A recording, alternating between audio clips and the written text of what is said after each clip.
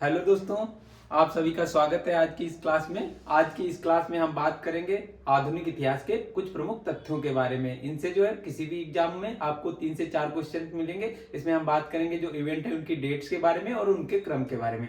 तो चलिए स्टार्ट करते हैं। तो सबसे पहला इवेंट है बंगाल विभाजन। बंगाल विभाजन कब हुआ? 16 अक्टूबर 1905 ईस्वी को। इसके बाद अगला आता है मुस्लिम लीग की स्थापना। मुस्लिम लीग की स्थापना कब हुई? 30 दिसंबर 1906 को। इसके बाद हुआ सूरत कांग्रेस अधिवेशन व कांग्रेस विभाजन। ये कब हुआ? 1907 ईस्वी में। इस अधिवेशन में क्या हुआ कि पहली बार जो है कांग्रेस का विभाजन हो गया। इसमें जो है गरमपंथी अलग हो गए। इसके बाद जो है 1909 ईस्वी में पार्लियामेंटो सुधार हुए। इसके बाद जो है दिल्ली दरबार, इसका जो है 1911 में आयोजन हुआ। इसका आयोजन कहाँ हुआ? दिल्ली के कोरोनेशन पार्क में। ये एकमात्र आयोजन था जिसमें जो है ब्रिटेन के सम्राट ने भी मतलब भाग लिया। ये कौन थे ब्रिटेन के सम्राट? जॉर्ज पंचम।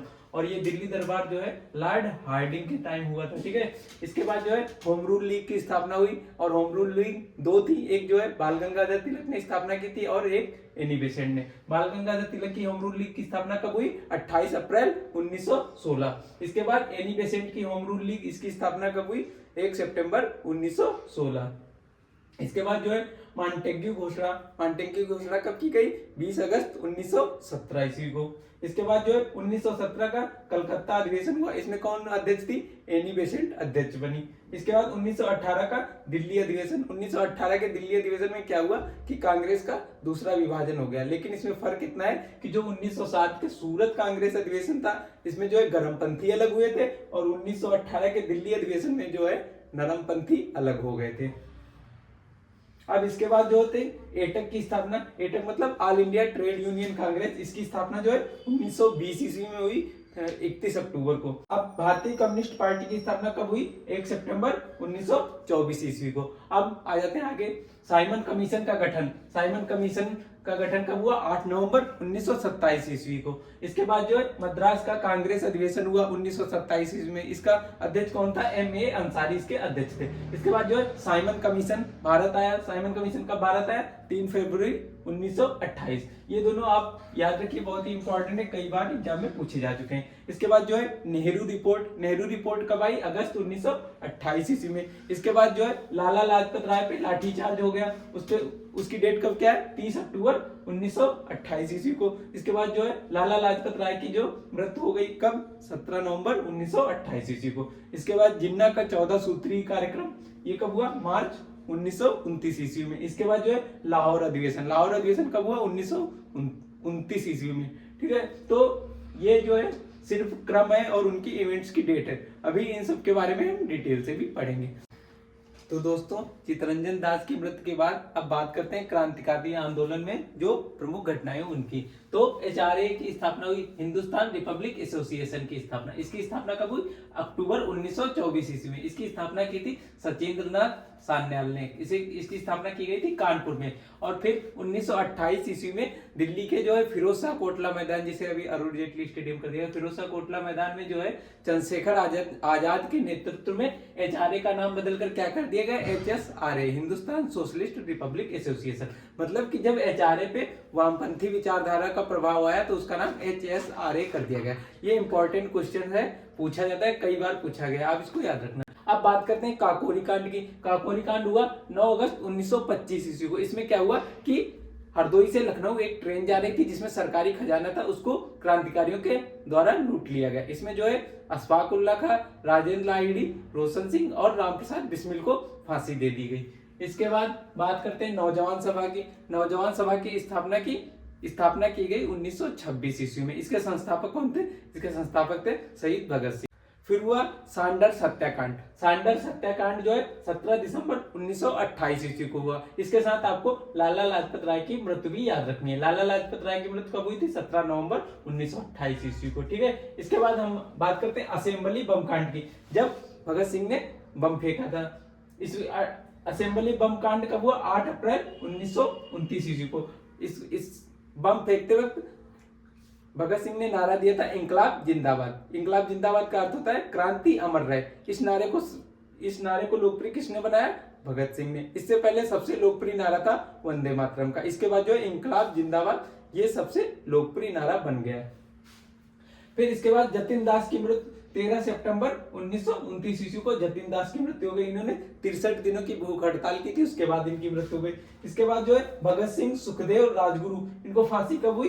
23 मार्च 1931 ईस्वी को। इसके बाद जो है कराची कांग्रेस अधिवेशन, इसके 2 दिनों बाद हुआ था, जस्ट 25 मार्च 1931 ईस्वी को। इसकी अध्यक्षता किसने की? सरदार वल्लभ भाई पटेल ने। इसके बाद चंद्रशेखर आजाद की मृत्यु, चंद्रशेखर आजाद की मृत्यु हुई 27 सितंबर 1931 ईस्वी को। इनकी मृत्यु हुई इलाहाबाद के अल्फ्रेड पार्क में। इनकी जो है अंग्रेजों से मुठभेड़ हो गई थी और इन्होंने आखिरी गोली स्वयं को मार के मतलब अपनी जान ले ली। तो उसके बाद अब ये घटनाएं एक साथ हो गई। कुछ घटनाएं इसमें जो है दोबारा से आपको पढ़ने को मिल रही, वो ऐसा है क्योंकि एक जैसी घटनाएं एक साथ रख के ही उनका क्रम पूछता है, ठीक है, ये इसलिए ऐसी घटनाएं। अब बात करते हैं गोलमेज सम्मेलन की और उस दौरान जो प्रमुख घटनाएं हुई। तो पहला गोलमेज सम्मेलन कब हुआ? 12 नवंबर 1930 ईस्वी को। इस गोलमेज सम्मेलन में कांग्रेस ने भाग नहीं लिया। क्यों नहीं लिया? क्योंकि भारत में उस टाइम सविनय अवज्ञा आंदोलन चल रहा था। अब जो है इस जो है प्रथम गोलमेज सम्मेलन के बारे में राजेंद्र प्रसाद ने कहा है कि एक ऐसी बारात है जिसमें दूल्हा ही नहीं, क्योंकि कांग्रेस ने इसमें भाग नहीं लिया था। इसके बाद जब प्रथम गोलमेज सम्मेलन में मतलब कांग्रेस ने भाग नहीं लिया तो उसके लिए गांधी इरविन समझौता हुआ 5 मार्च 1931 ईस्वी को। इसी में जो है भगत सिंह की फांसी रुकवाए जाने की बात हुई थी और इसी में जो है कांग्रेस मतलब कि गोलमेज सम्मेलन में भाग ले कांग्रेस। तो इसमें कांग्रेस ने गोलमेज सम्मेलन में भाग लेने की सहमति दे दी। और जो भगत सिंह वाला चैप्टर है वो अलग से पढ़ाएंगे, वो यहाँ पे अभी डिस्कस नहीं किया जा सकता क्योंकि उसमें कई सारी बातें हैं। अब फिर भगत सिंह को फांसी कब हो गई? 23 मार्च 1931 ईस्वी को भगत सिंह को फांसी दे दी गई। फिर इसके बाद जो है कराची कांग्रेस अधिवेशन हुआ। कराची कांग्रेस अधिवेशन कब हुआ? 25 मार्च 1931 ईस्वी को। इसके बाद जो है सेकेंड गोलमेज सम्मेलन, द्वितीय गोलमेज सम्मेलन, ये कब हुआ? 17 सितंबर से 1 दिसंबर 1931 ईस्वी तक। इसके बाद जो है चंद्रशेखर आजाद की मृत्यु हो गई। चंद्रशेखर आजाद की मृत्यु कब हुई? 27 सितंबर 1931। ये इंपॉर्टेंट है, याद रख लेना। इसके बाद मैकडोनल्ड अवार्ड, इसकी घोषणा कब की गई? 16 अगस्त 1932 ईस्वी में। इसके बाद गांधी जी का प्रथम आमरण अनशन, गांधी जी ने प्रथम आमरण अनशन कब किया? 20 सितंबर 1932 ईस्वी। इसके बाद जो है पूना पैक्ट कब हुआ? 25 सितंबर 1932 ईस्वी में।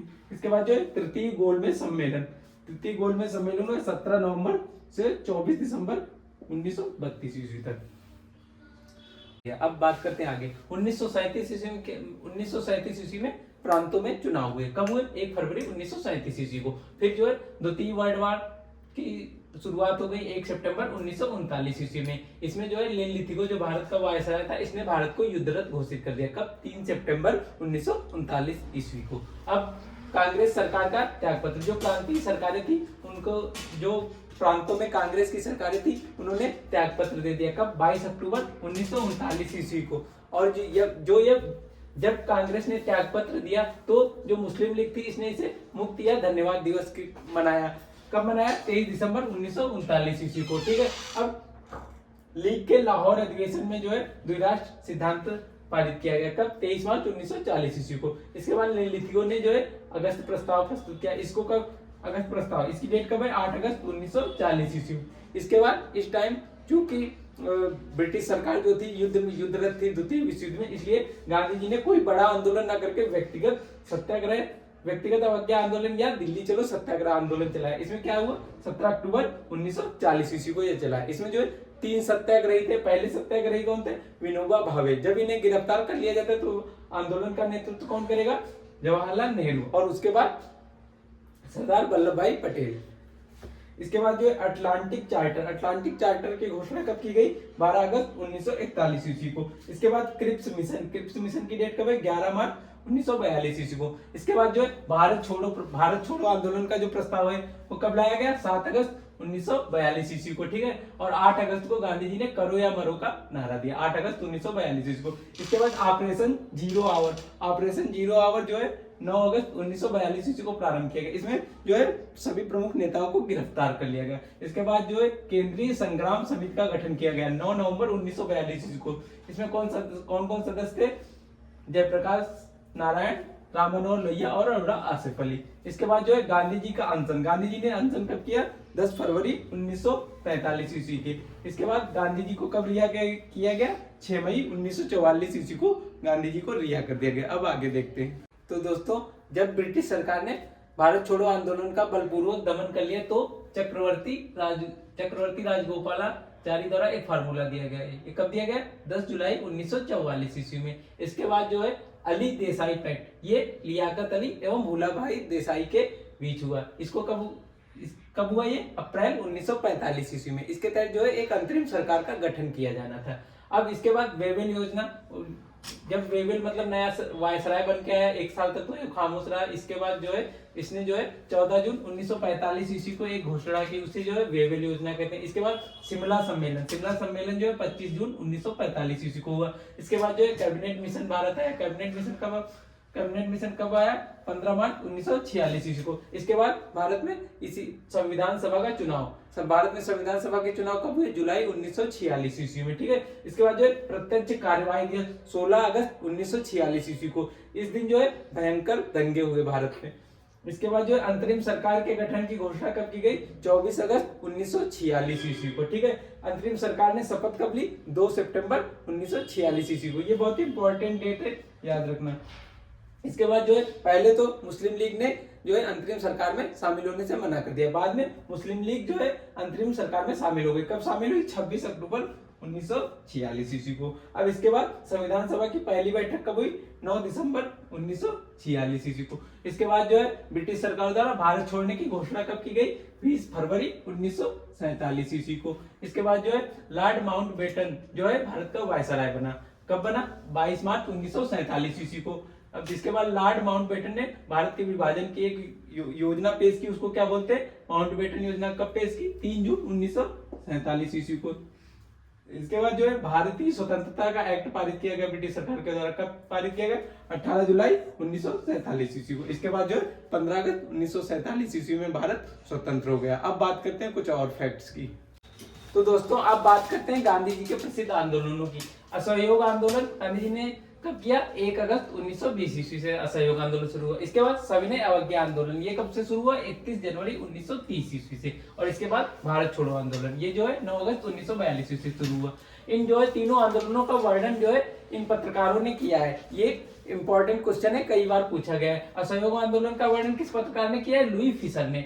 सविनय अवज्ञा आंदोलन के बारे में किस पत्रकार ने लिखा है? Web Miller. और भारत छोड़ो आंदोलन को जो है लुई फिशर नामक पत्रकार ने वर्णन किया। अब इसके अलावा कुछ और इंपॉर्टेंट डेट हैं, इनको भी याद रखें। सविनय अवज्ञा आंदोलन 31 जनवरी 1930, इसी टाइम पे जो है क्या हुआ?